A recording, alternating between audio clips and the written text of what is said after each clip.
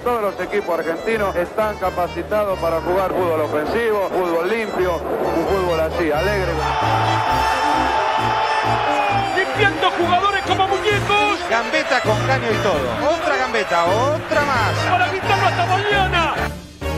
En la charla de hoy hay dos temas que son, digamos que serían tangenciales, que no tienen mucho que ver con el fútbol, pero que en este fútbol que es moderno, y que llaman moderno como si fuera mejor que el anterior, ¿no? Que están de moda, digamos, la neurociencia y la tecnología. Yo creo que tendríamos que empezar a hablar de la neurociencia aplicada al fútbol, naturalmente. Así que, Rubén, Fernando, cuando quieran, empezamos a charlar de eso. Bueno, yo lo que querría decir, lo que he estudiado en los últimos años, y voy a ser muy sincero, en este caso más que por el afán de aprender, que siempre lo he tenido y lo voy a seguir teniendo toda mi vida, es también por el afán de terminar con lo que los grandes expertos en neurociencia llaman neuromitos, es decir, falsas verdades que están instaladas en todos los ámbitos.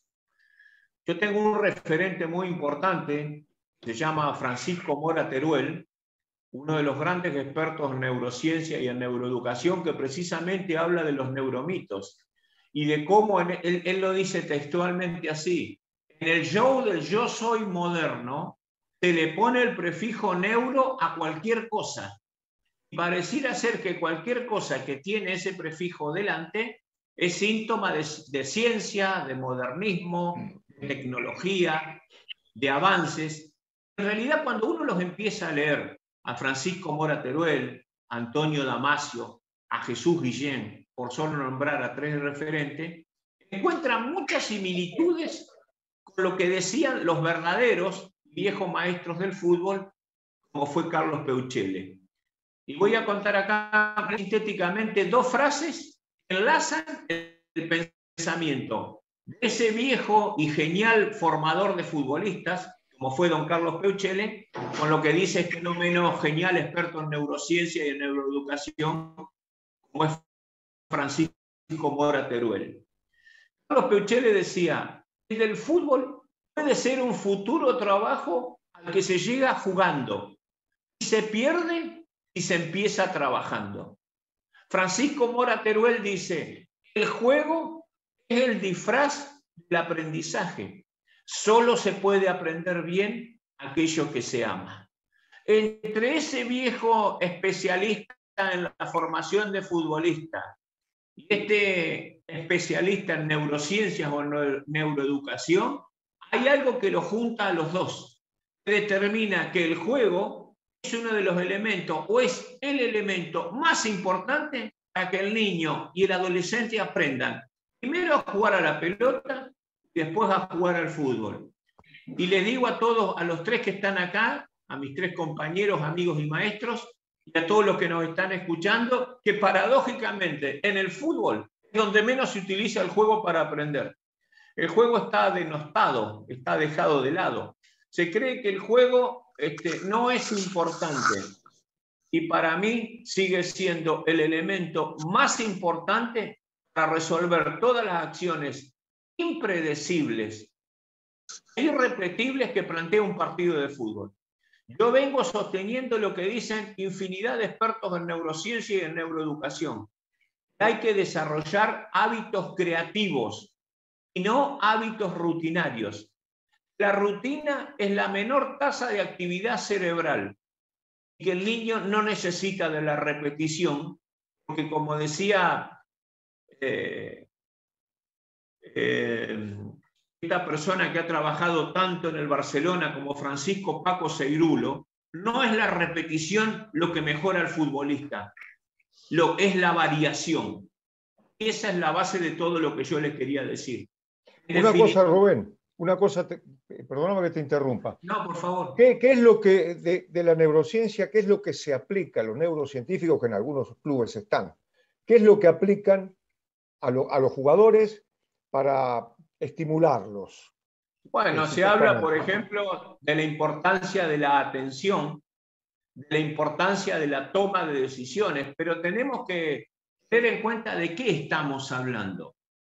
Porque hay un problema con la atención. Cuando se habla de la atención ejecutiva, es la que necesita un individuo cuando está en un claustro para aprender lo que le explica el docente, no tiene nada que ver con la que tiene el futbolista. Porque el docente no me quiere engañar la atención. Al contrario, sí. Yo sé perfectamente lo que tengo que hacer. Recuerdo, perdónenme que me extiende un segundo, el día que me tocó jugar contra Diego Armando Maradona, mi compañero de equipo, en cancha de Atlanta, él jugando para Argentinos, yo para Colón de Santa Fe, mi entrenador, que no lo voy a nombrar, no tenía todo muy claro porque me mandó a que yo le haga hombre a Diego. El resultado fue triste para nosotros, perdimos 3-0 y casualmente hizo Diego. Entonces, estaba terriblemente atento, pero él me quitaba de la atención porque me la engañaba. Me hacía creer que iba a gambetear y cuando yo iba a la gambeta, él cortaba y salía para el otro lado. Me hacía creer que iba al devolver de primera y él cortaba con la pierna izquierda y me encaraba. Me hacía creer que iba a dar un pase y me salía para el otro sector. No es que yo no estaba atento, él me engañaba la atención. Es decir, por más atención que me entrenen, si yo no entiendo el juego, no voy a resolver los problemas futbolísticos. Eso es fundamental, Rubén. Entonces, eso que acaba de decir es fundamental. Eso no lo tienen en cuenta los neurocientíficos porque digamos que no tienen en cuenta el juego, el fútbol. No tienen por qué entender el fútbol. Ahora, tampoco tendrían por qué meterse en el fútbol si no entienden de eso, ¿no? Pero de todos modos, eso es fundamental. Eso que acabas de decir, por ejemplo, para mí, que lo acabo de aprender, o me acabo de dar cuenta, efectivamente, yo puedo estar atento a algo, pero en el fútbol me distrae la atención, y eso es diferente. Entonces, ahí ya se corta el vínculo supuesto que puede haber entre la neurociencia y el jugador de fútbol, ¿no? Fíjense que una de las cosas que más destacan, por ejemplo, Francisco Mora y los grandes expertos en neurociencia y en neuroeducación, lo importante que es el factor sorpresa en el aprendizaje. Sorprender es aprender. Porque Francisco Mora da un ejemplo importante. Dice, yo estoy disertando en este momento, ¿no? Están todos muy atentos escuchándome. Pero si por este lugar del escenario apareciera una jirafa y me pasara por atrás y se fuera por el otro extremo, ¿alguien me prestaría atención a mí? ¿Le prestarían la atención a esta sorpresa? Cuando en la escuela primaria, lo traslado al fútbol, se exige de la atención, es porque tanto la clase como el entrenamiento es aburrido. Entonces yo le tengo que decir, Angelito, prestame atención. Angelito, prestame atención. Angelito, está atento. Si yo, por el contrario, le generaría, y voy al mundo del fútbol sobre todo, una actividad, un entrenamiento que a él le diera placer, jamás le tendría que estar reclamando la atención. Porque la atención sería parte del proceso de aprendizaje del cual él disfruta, en el cual es feliz. En el mundo vivimos siempre exigiendo que sean atentos en cosas las que no nos interesan. Por ejemplo, a mí, siempre doy este ejemplo, no me interesan las matemáticas. Entonces me piden esfuerzo, me piden sacrificio. Si las matemáticas me interesaran, no necesitaría de ningún esfuerzo ni de ningún sacrificio. Es precisamente porque no me interesan que requiero de todo eso. Y yo lo digo, Fernando lo sabe, cuando vamos a dar charlas y demás, yo digo, en vez de darle cosas al niño, ¿por qué no esperar lo que tenemos de lo que él nos puede dar a nosotros? Y ahí está todo este tema. Ningún niño se cansa por jugar.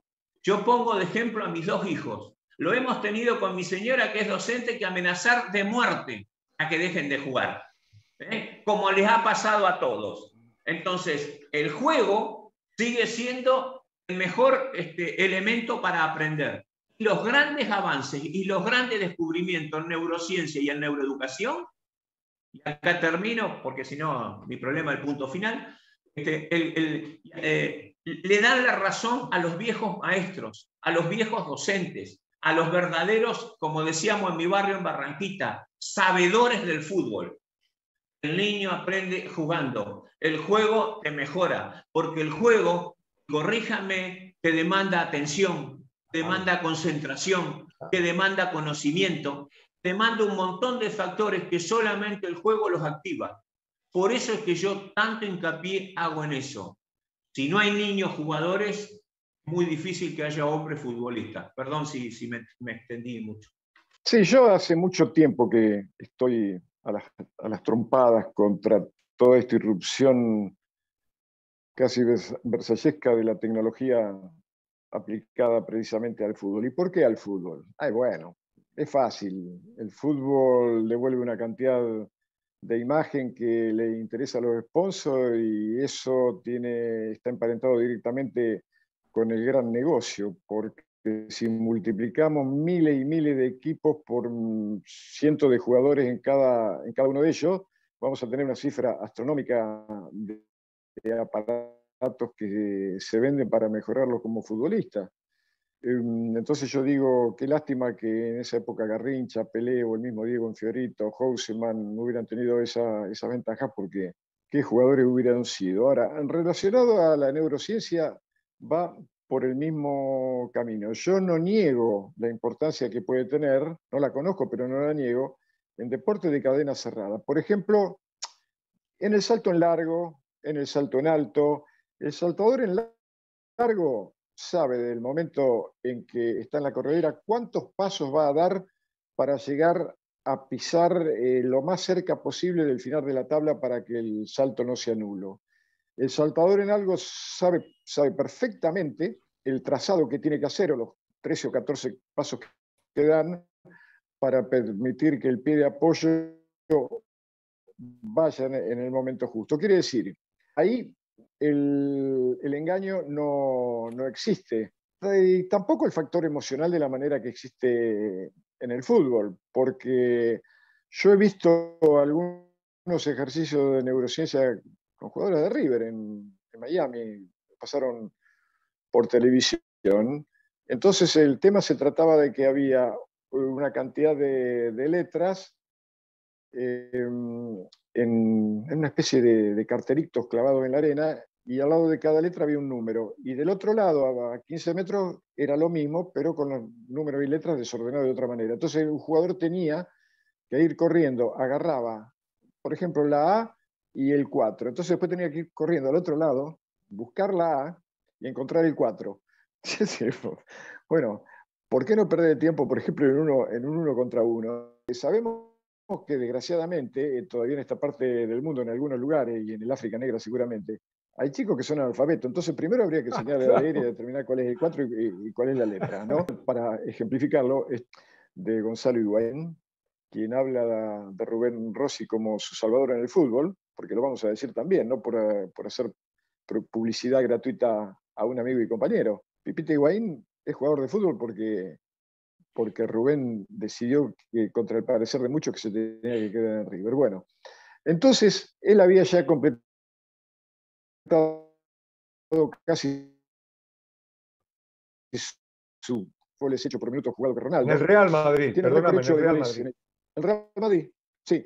Y bueno, en el Napoli tiene es goleador histórico del campeonato italiano, jugando en el Napoli, no en la Juventus, ni en el Inter, ni en el Milan. Bueno, hizo goles en todos lados. Y entonces había caído en el Milan. El entrenador del Milan era Gattuso. Y entonces me mandaron un videíto donde él estaba encerrado en una habitación con ropa de entrenamiento, y de pronto se prendió una luz verde y la amagaba a salir, pero no salía. Una amarilla tampoco, pero en la roja iba, corría, tocaba y volvía. Entonces yo, en un asado en su casa, extraño que el Pipa haya abierto el bolsillo para pagar un asado, pero eso es otra cuestión. Y me digo, Gonza, el otro día... sí, profe, sí. ¿Qué hacía? Y se quedó callado. No sé. ¿Cómo? Vos sos goleador, bla, bla, bla, bla. Te hacen hacer una cosa y vos lo haces. ¿Por qué no le preguntas? ¿Sabés para qué te estaba entrenando? Me miraba, para apagar luces rojas.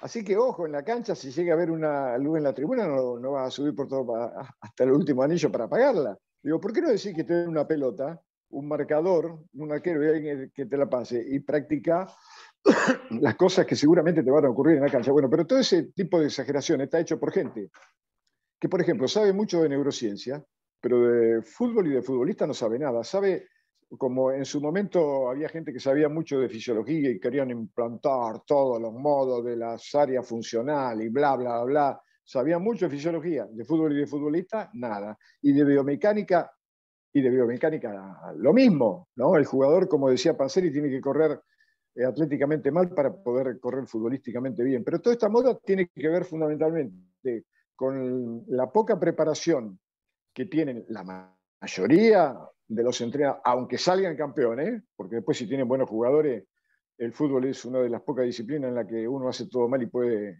irle bien. Pero la realidad es que se está desvirtuando absolutamente todo, porque además, entre el psicólogo, entre la nutricionista, entre la neurociencia, entre el que prepara los drones o los GPS, ¿y qué tiempo le queda al entrenador para entrenar la idea de juego? Pero entonces es fácil, es muy fácil. Yo tengo a todo ese equipo, porque hoy los cuerpos técnicos tienen 20 tipos, y yo trabajo, ¿cuánto? 10 minutos, pero soy el líder. Y después si me toca ganar, bueno, me publicitarán, y si me toca perder, me voy como ocurre siempre. Pero yo niego terminantemente el valor, y mucho menos el valor absoluto de la neurociencia, en los juegos que se basan en el manejo de la distancia, que siempre es variable, del tiempo, que siempre es variable, y del engaño, ¿no? Que hace fuerte a los débiles y hace rápido a los lentos. Ahora, en deportes, repito, de cadena cerrada, donde las distancias son siempre las mismas, bueno, eso es una cosa completamente distinta, pero de ninguna manera en el fútbol, porque además, repito, y en ese tipo de entrenamiento, ¿el sistema emocional está comprometido? No, para nada, porque yo puedo hacer todo eso de maravilla, pero después tengo que jugar con 30.000 personas que me insultan porque ruedo pase y veo a ver hasta dónde llega. Por eso cuando los equipos que tienen grupos de neurociencia ganan, salen todos en la foto. Ahora, cuando pierden, no sé, justo coincidieron que se fueron no sé a dónde, porque no sale nunca. Entonces vamos a terminar con todo esto, que para mí es una exageración de mal gusto, y nos quieren convencer porque hablan con palabras raras. Y el fútbol es una construcción de la clase popular que no nació en las universidades, nació en los barrios marginales, ¿no? A propósito, perdóname Rubén, Fernando, me hiciste acordar de una anécdota que me contaron jugadores del Real Madrid cuando el Real Madrid tenía un psicólogo, llevaron un psicólogo, que sabía mucho de psicología, pero no sabía nada de vestuario ni de fútbol. Entonces a un jugador del Madrid, que me lo contó él y por eso no digo quién es, se reunió y dice, bueno, vamos a tratar de desinhibirnos. Ahora tenemos un gran partido, vamos a entrar desinhibidos a la cancha. Vamos a hacer un ejercicio para desinhibirnos.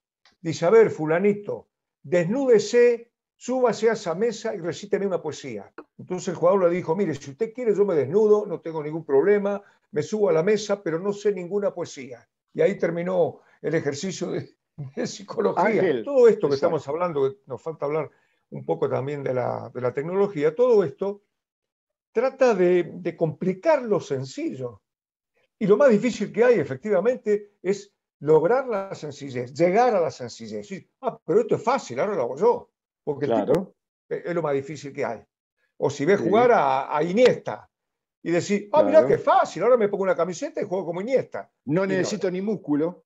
Ni músculo, nada, pero eso es lo más difícil que hay. Pero Entonces, por eso ahora, ¿por qué tanta tensión? Porque eso se refleja después en el temor, en el miedo que el jugador tiene en ir a afrontar. Claro. Entonces, el que va con miedo a hacer una cosa, seguramente no le va a salir de la mejor manera. Yo no digo que no. Por supuesto. Sí, con toda la responsabilidad del mundo, pero con toda la libertad del mundo para ser creativo, para ser desinhibido, para atreverse a para arriesgar.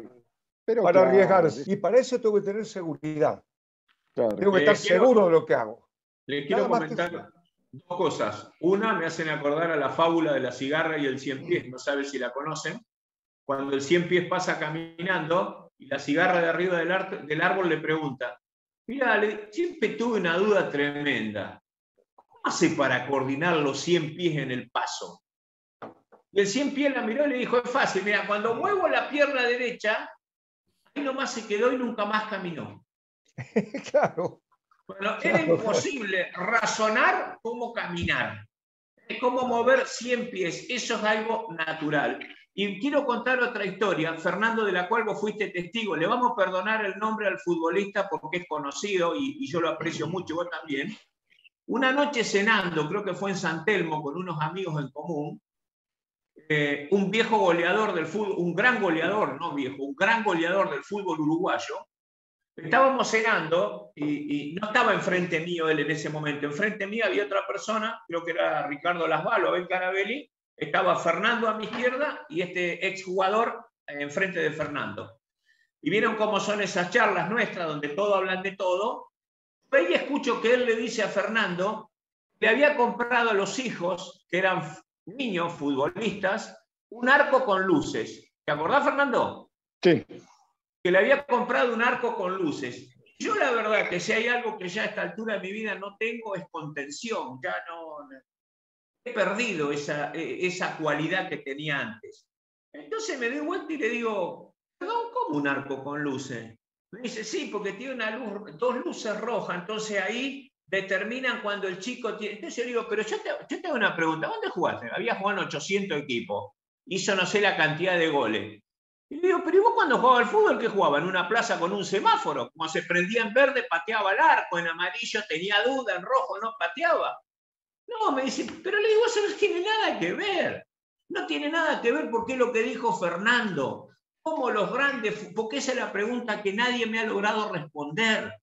¿Cómo hicieron los grandes futbolistas, los maravillosos futbolistas de antaño, a jugar sin todos los avances de la ciencia, de la tecnología? Yo quiero que alguien me lo explique.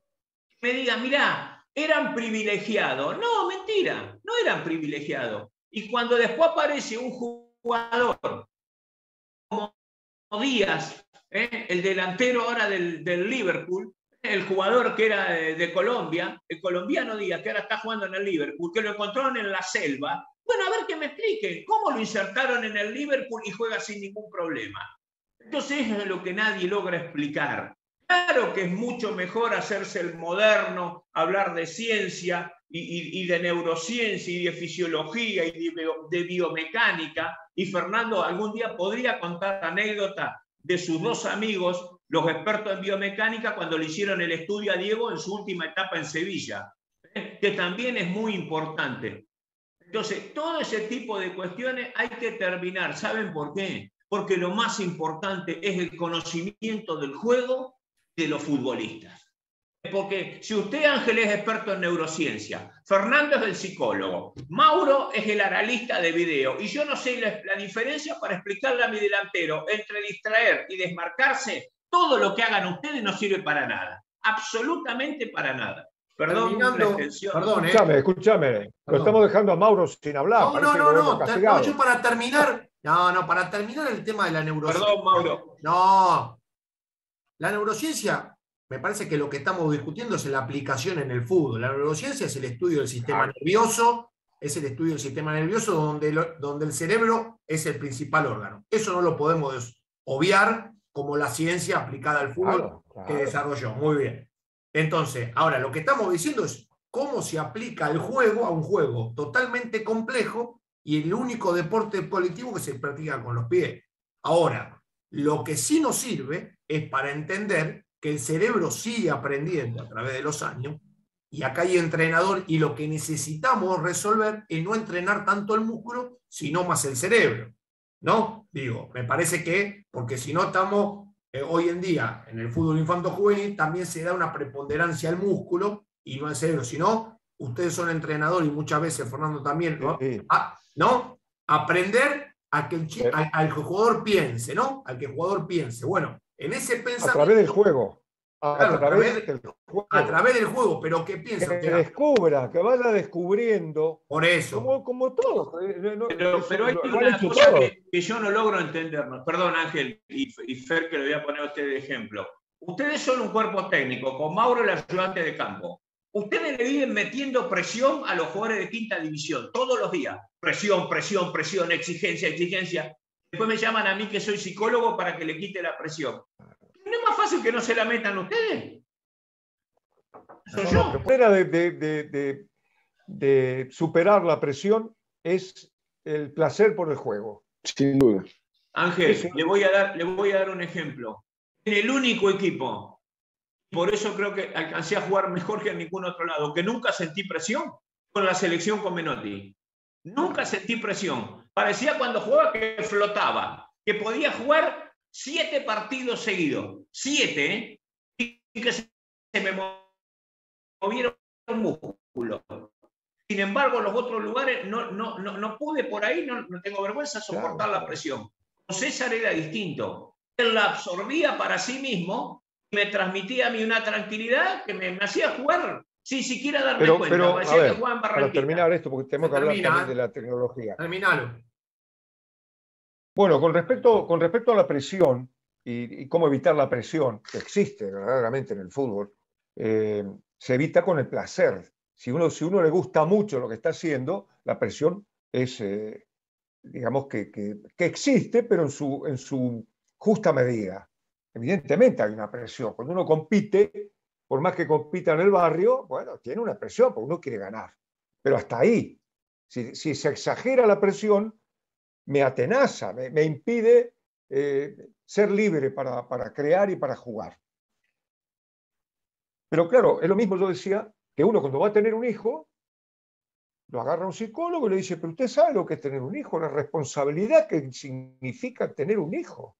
Porque primero hay que saber si el mundo va a seguir así, si lo podemos alimentar, las enfermedades que tiene, dónde vamos a curarlo en la enfermedad, y el chico tiene que estar solo enfrente. Entonces uno dice, la verdad que este tipo tiene razón, ¿cómo se me ocurre a mí tener un hijo? Entonces, después, si es un hecho natural, uno tiene un hijo naturalmente y la madre cría al hijo y no le hace falta un grupo de psicólogos, de neurocientíficos para saber cuándo el pibe tiene hambre o cuándo hay que cambiarlo. Eso lo sabe casi por instinto, lo sabe naturalmente. A eso me refería. Y cambiando de tema, hablando de la tecnología lo que hace es darnos datos. Bueno, no hace falta aclararlo, pero lo voy a aclarar igual. No estamos en contra de la tecnología. Estamos en contra de que la tecnología se aplica al fútbol y trata de cuantificar al fútbol. Y el fútbol no es cuantificable. Trata de convertirlo en un hecho científico, en una cantidad de datos que te permitirían, a través de esos datos, entender el juego. Y no es cierto. Los datos que te da la tecnología no sirven para nada, y me arriesgo a decir para nada. Por ejemplo, el pase. Dicen, Rubén Rossi dio 10 pases buenos y 4 malos, pero no me dice por qué dio 10 pases buenos y 4 malos. No me dice qué significa los pases buenos, porque no me dice lo esencial, no me dicen la calidad del pase. Cuando Messi mete esos pases cruzados derecha a izquierda y que entraba Jordi Alba y le deja la pelota ahí, justita, no tiene que ir ni 10 centímetros atrás, ni muy fuerte, ni muy despacio, ni un poco adelantada, justa. Eso no lo mide la tecnología y eso es lo más importante del pase. Si yo soy número 8 y le quiero dar un pase al lateral derecho y le pego con el palo de golf, con el interior del pie, la pelota va recta y divido entre el lateral y el central que va al cruce. Pero si yo le pego 3 dedos a la pelota y la pelota hace una curva, entonces se aleja del central que va al cruce y se acerca al lateral derecho. Esa es la calidad del pase. Por eso yo me asombro que todavía se tiran los córneres, los tiros libres con pierna cambiada. Y eso favorece al defensor y al arquero.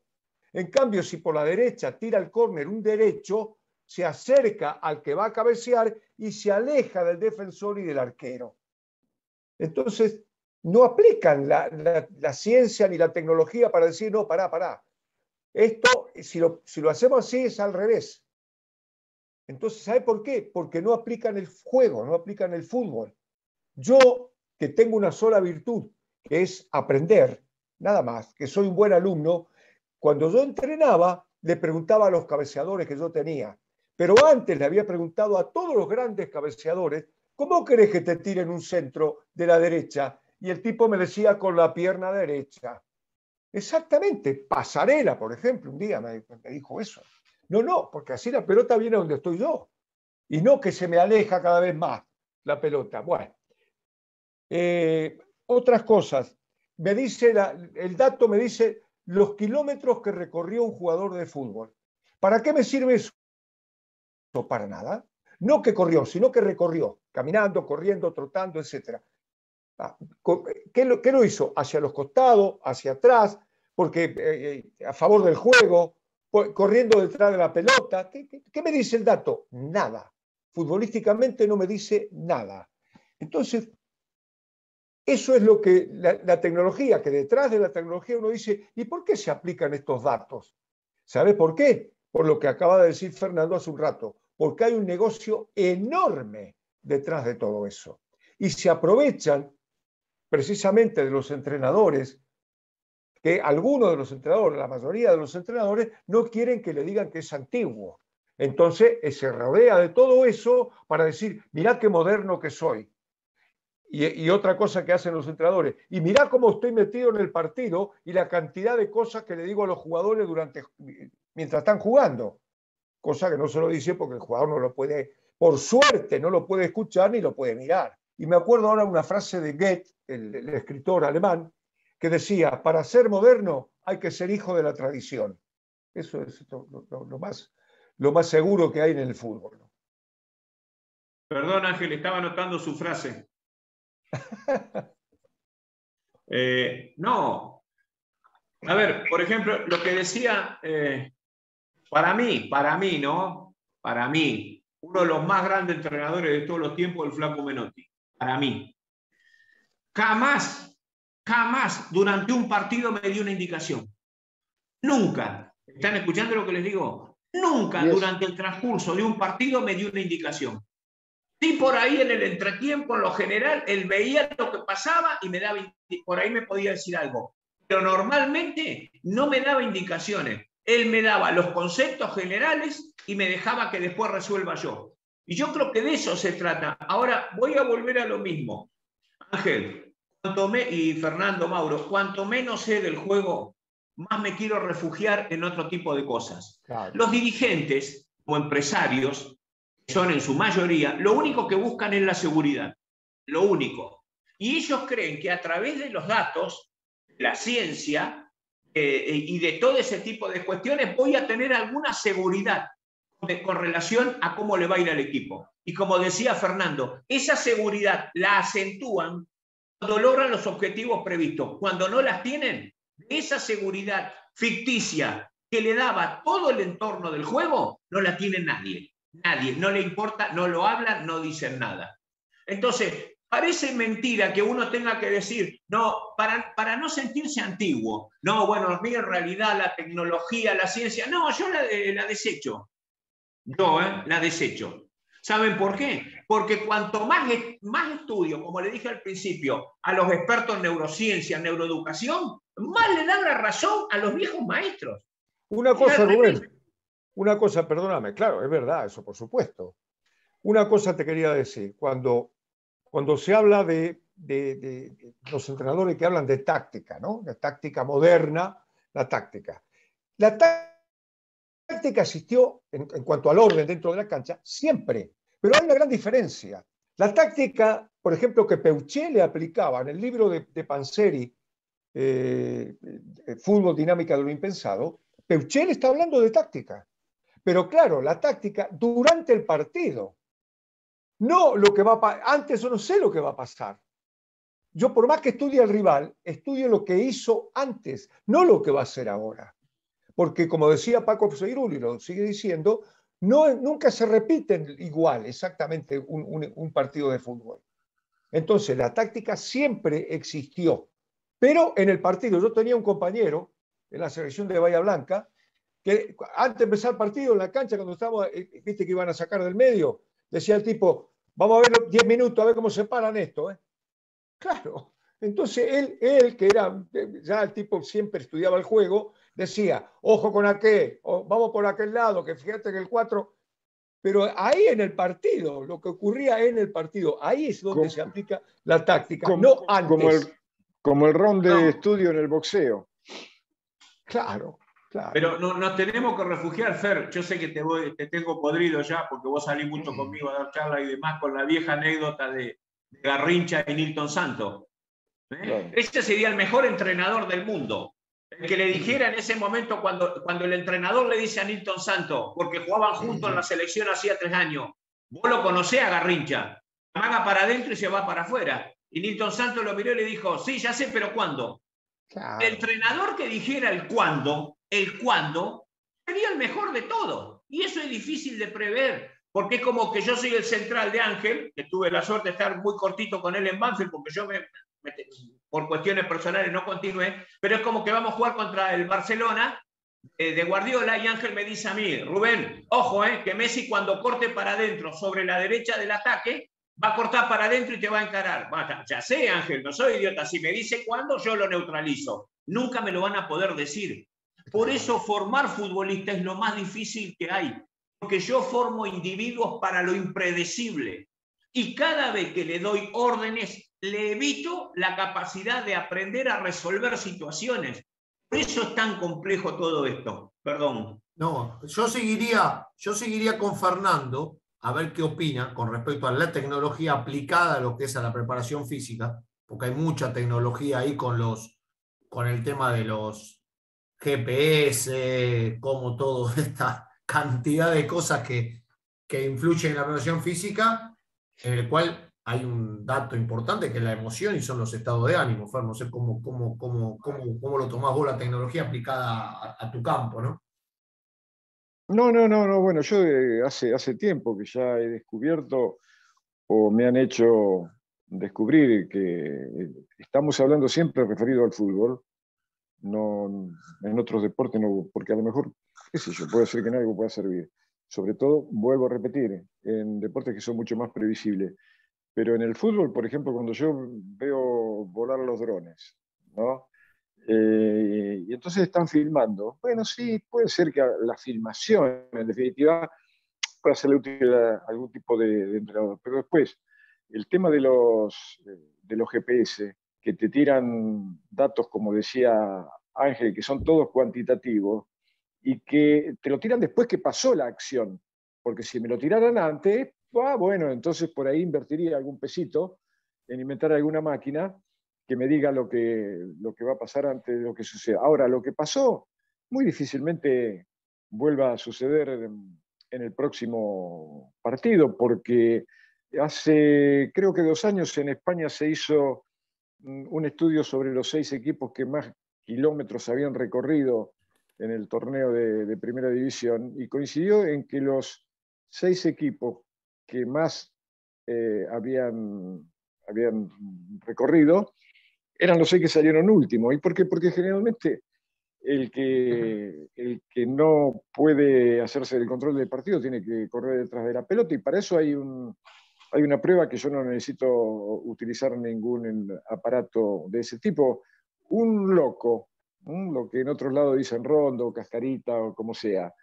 Si yo pongo un jugador en el círculo central y 10 compañeros alrededor de él para que jueguen a un toque y el del medio tiene que recuperar y le doy 1 minuto, cuando pasa el minuto, digo, bueno, vamos a sacar la cuenta a ver quién corrió más. Claro, corrió más el del medio. ¿Cuánto corrió? 250 metros. Y lo de afuera, 5 metros. Y ese es el fútbol, ese es el fútbol de los grandes equipos. Lo que hacía Guardiola con el Barcelona, bueno, ahora con el City, que parece que es un loco con arco.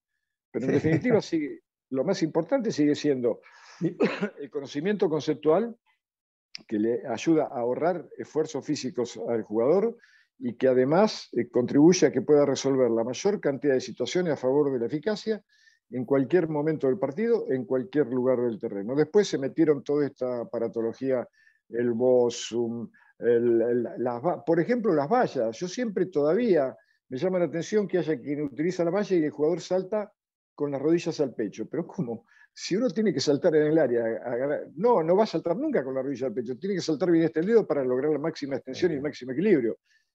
¿Por qué? Porque, bueno, porque también se sigue diciendo preparador físico y ahí nace todo. Pero ¿cómo preparador físico? El preparador físico fue acuñado ese término para el atletismo cuando todavía no había métodos para, en este caso, para el fútbol.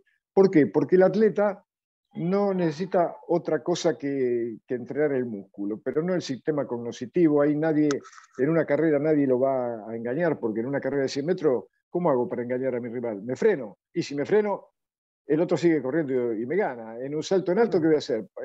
¿Hacer nulo? No, el fútbol es completamente distinto y el sistema cognoscitivo y sobre todo el emocional están permanentemente implicados como en ningún otro deporte, porque el fútbol tiene en general una penetración cultural y emocional que no tiene ningún otro deporte. Y a propósito, en el fútbol la velocidad se logra con pausa.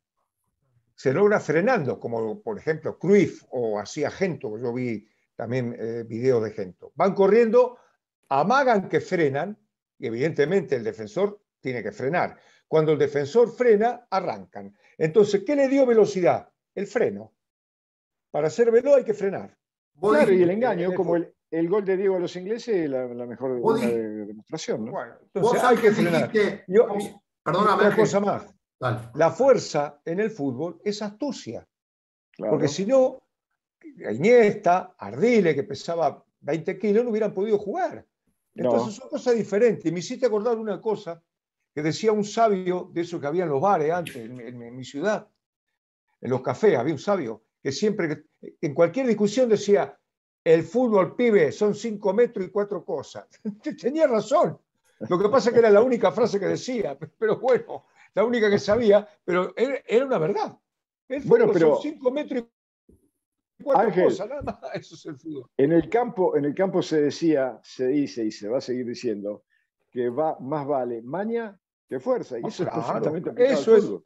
Eso es el fútbol, exactamente. Perdón, siguiendo una frase que yo siempre tengo del coreano, tengo Wing Chun Kang, dice que el dataísmo, ya se las dije, el dataísmo es una forma pornográfica de conocimiento que anula el pensamiento. Obvio. ¿Qué quiere decir? Lo que decía Rubén, cuanto menos sé del juego, más me refugio en el número. Y hoy el número es el que maneja este sistema. O sea, creemos que los chicos aprenden porque le pusieron un 8 o un 10, creemos que el jugador aprende en el fútbol infantil juvenil porque ganó un partido, porque ganó un campeonato, y no reparamos en lo que aprende. Yo me recuerdo lo que dijo una vez Ángel cuando un preparador físico, creo que había dicho que le iba a contar cuántos pases erraba un jugador, y vos le dijiste, el que más erra es el Laudrup, porque es el que más arriesga. Entonces, no, él venía, en el Real Madrid venía con los datos, los datos de los pases, y le dije, el que más falló pase fue Laudrup. Me miraba y me decía, sí, y el que más acertó fue Hierro. Sí, que era Hierro el marcador central. ¿Y por qué Hierro le daba la pelota al 5 o al 4? Y Laudrup arriesgaba en el pase, entonces, por ejemplo, en 5 pases, le erraba en 3, pero metía 1 y era gol. Entonces, sin tener los datos, uno ya lo sabe. Eso. Claro, Ángel, por eso el punto de partida es siempre el juego y saber de fútbol, y vos la frase tuya que es saber de jugadores.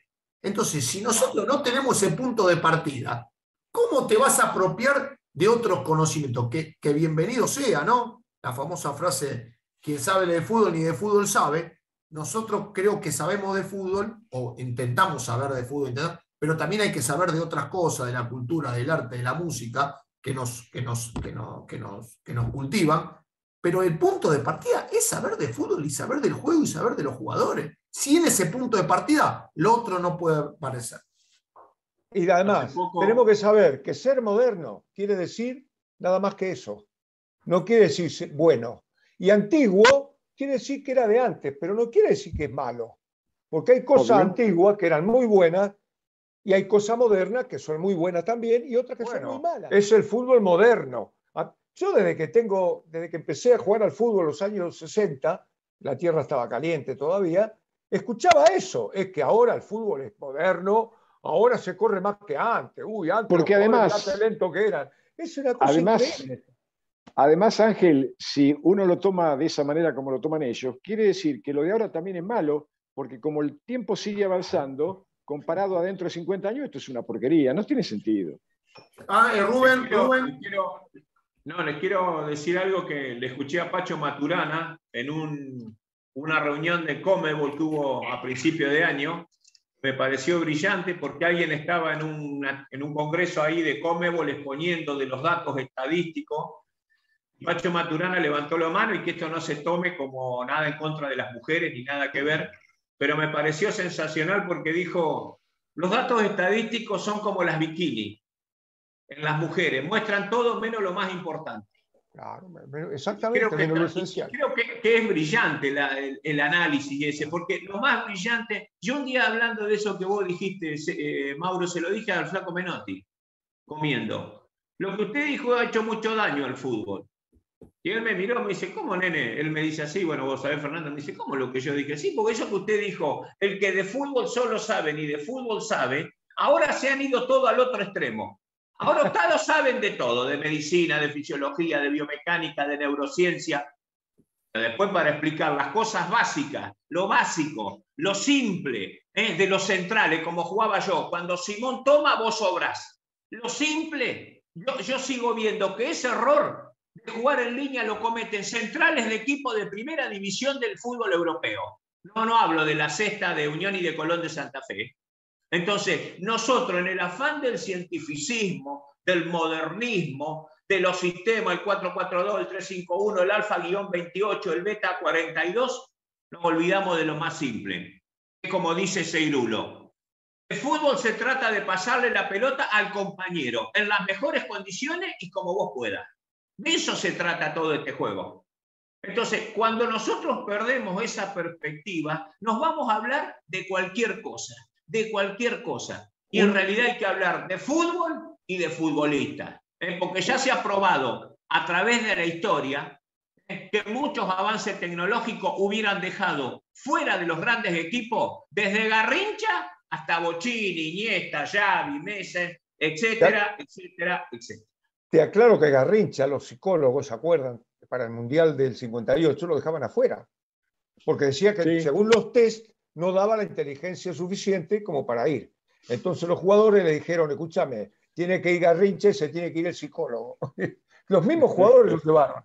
Pero yo, hablando de inteligencia, a veces digo, Angelito, y Mauro y Fernando, vos, Fernando, lo has escuchado, yo estoy absolutamente, Ángel, absolutamente convencido, no tengo ninguna duda, el pibe Valderrama jamás hubiera escrito El amor en tiempos del cólera, ni Memorias de mis putas tristes, ni ninguna de las grandes obras de Gabriel García Márquez. Estoy tan, pero tan seguro como que Gabriel García Márquez jamás hubiera sido el capitán de la selección colombiana de fútbol. Entonces, como he escuchado hace poco, los futbolistas tienen que ser muy inteligentes. El futbolista tiene que tener inteligencia lúdica. Tiene que saber jugar bien al fútbol. Porque como dice Eduardo Galeano en su libro El fútbol a sol y sombra, para Garrincha, un pañuelo era una hectárea para enfrentar al rival. Claro. Y eso no tiene nada que ver con la inteligencia ni matemática, ni literaria, ni de ninguna otra índole, que ya Howard Gardner hablaba de las inteligencias múltiples en Harvard y que ya ni siquiera se llaman inteligencias múltiples, ahora se llaman competencias múltiples. Es otra denominación. Los futbolistas tienen que aprender a jugar al fútbol, Lo que yo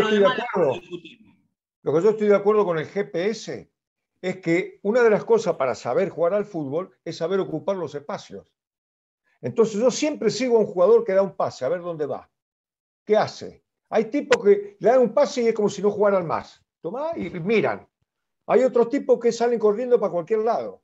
Entonces yo creo que el GPS habría que ponerle a esos jugadores para orientarlos dentro de dónde tienen que ir. Yo cuando voy a Buenos Aires... Eso es lo más difícil que hay. Cuando hay dos cosas que un entrenador no puede corregir. Precisamente eso. ¿Cuándo tienen que ocupar espacio los jugadores y dónde? Eso es muy difícil. Y lo otro es cuando el jugador elige mal.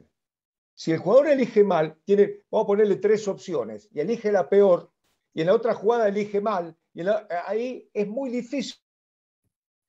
Porque el jugador te va a entender que tiene que elegir bien, pero cuando llega el momento, como decía Fernando, de la presión y del partido, vuelve a elegir mal. Y eso son cosas que al entrenador le cuesta mucho, y mucho más a la tecnología y a la neurociencia. Mucho más le cuesta. Yo le doy importancia al GPS de mi auto cuando voy a lo de Fernando Signorín y él me pasa la dirección de su departamento, entonces me dice cómo llegar. O todavía el GPS no le puede decir a los jugadores por dónde ir para llegar a mejores condiciones, es que no le doy mucha importancia. Que la importancia se la dé Fernando en todo caso. Saber de qué forma recorrieron el trayecto y demás. Pero en lo futbolístico, a mí no me dice absolutamente nada eso. Ahora, ninguna acción en el juego se repite, ¿no? Ninguna acción. No, que exactamente no. Claro, ninguna acción se repite, es totalmente previsible. No, el fútbol no es lineal. Claro, no, me gustaría que lo explique Fernando a eso. ¿Cuál es la diferencia entre los juegos colectivos y el otro tipo de deporte que tiene el atletismo? Que él lo explica en forma sensacional. No, bueno, sí, por eso digo de que yo prefiero referirme a esa definición de Pedernera cuando dijo que el fútbol es un misterio que solo resuelven los grandes jugadores y que a veces ni ellos mismos pueden, ¿no? Porque son infinidad. Yo sacaba la cuenta de que un jugador cuando recibe la pelota tiene por lo menos, después ustedes le pueden agregar más, pero por lo menos tiene 13 opciones distintas para elegir. Quiere decir, su sistema cognitivo tiene que volar en una milésima de segundo para elegir entre 13. A ver, si pasar la pelota a alguno de sus 10 compañeros, patear al arco que sería 11, gambetear sería 12, tirarla afuera sería en una centésima de segundo. Un atleta que corre los 100 metros, lo único que tiene que pensar es mirar para adelante y tratar de... Además, otra cosa, en la preparación, porque, por ejemplo, todas las máquinas que se han utilizado para el desarrollo muscular están pensadas en el atletismo. Ustedes ven, por ejemplo, la máquina convencional de cuádriceps, que uno está sentado y hace esto, ¿no? Siempre en sentido anteroposterior. ¿Por qué? Porque el atleta corre así. Ahora, el jugador corre así.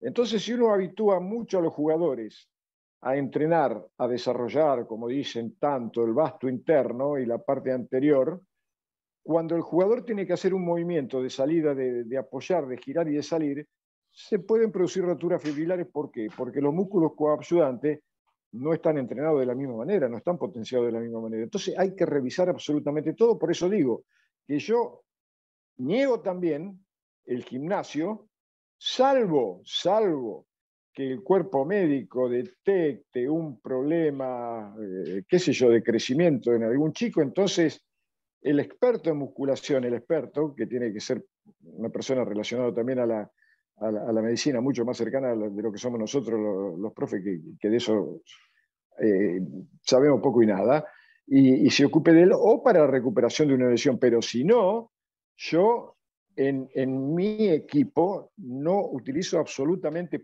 pero para nada el gimnasio, porque toda la fuerza, toda la valencia que tiene que desarrollar un jugador para jugar al fútbol se pueden hacer, claro, después hay que saber y hay que tener un poco de imaginación, pero se pueden hacer dentro del fútbol. Y además otra cosa, más o menos respetando los movimientos, los conceptos de juego. Pero bueno, también volvemos a lo mismo, volvemos al negocio. Cientos de miles de gimnasios esparramados por el mundo por una cantidad ingente, porque hay gimnasios que cuestan 2 o 3 millones de dólares. Imagínense la montaña fenomenal de dinero que, gracias a la inteligencia de estos tipos que saben mucho de negocio, ha irrumpido en el mundo del fútbol. Hoy es prácticamente imposible encontrar un lugar de entrenamiento de equipo que no tenga un gimnasio, pero espectacular. Sí, ¿y para qué? Yo les puedo demostrar que, salvo para esos temas puntuales, el gimnasio no sirve para nada en la preparación de los jugadores de fútbol. Vos fíjate, y un entrenador que tiene una idea distinta a la nuestra, como es Mourinho, hay una anécdota que cuando fue, no me acuerdo a qué equipo en Inglaterra, le mostraron una máquina terrible que no sé qué cosa hacía desde el punto de vista físico, cuánto había costado, y acá ponemos un botón y acá ponemos no sé qué. Y Mourinho dijo, es una máquina hermosísima, lástima que a mí no me sirve para nada. Claro. Claro. Mourinho, claro. Que entre paréntesis, Mourinho, según dice él, no tiene preparador físico, él trabaja con fútbol. Y dice que ningún jugador de él corre no me acuerdo, ponele 10 metros si no es con un concepto futbolístico. En lo que diferimos es en el concepto futbolístico, pero no en eso. Claro. No, él dice cosas interesantísimas en ese libro, Mourinho, pero cuando yo le digo a mis colegas, cuando voy a la charla, ¿no? Y digo que Mourinho dice, no tendría trabajo para darle a un preparador físico convencional, porque el problema en el fútbol no es correr más, sino saber correr para poder jugar bien. Y entonces miran como diciendo, estás tirándole tierra en los ojos a la profesión. No me importa, yo lo que persigo es la verdad. Y después si me tengo que tirar tierra en los ojos, me la tiro. Pero uno no se puede esconder detrás de un dedo porque resulta que hoy todo el mundo es importante, menos el jugador de fútbol. ¿Hasta dónde hemos llegado? Yo lo que quería decir que me ha tocado ir como coordinador a muchas ciudades del interior del país y siempre pasa lo que están diciendo ustedes. Llevan y te muestran el gimnasio de última generación que tienen. Dicen, mire, este es el gimnasio. Claro. Y cuando vos le preguntás, ¿y dónde entrenan las divisiones inferiores? Claro, las 14 entrenan acá. Claro. No tienen pelota, no tienen lugar para jugar a la pelota, al fútbol. Sí. No tienen nada. Pero ellos tienen un gimnasio extraordinario para mostrarle a los idiotas como yo. Bueno, de eso no se trata esto. Porque es al revés. Vuelvo a mi barrio en Barranquita. Todos jugaban bien a la pelota y ninguno iba al gimnasio. Era así. Claro. Entonces, es al revés. Primero muéstreme todos los lugares donde los chicos pueden jugar a la pelota. Después vemos lo otro. Después que el profesor Signorini me explique a mí por qué necesita el gimnasio. Sin embargo, es al revés. Me piden el podio. Imposible. La rompieron todos.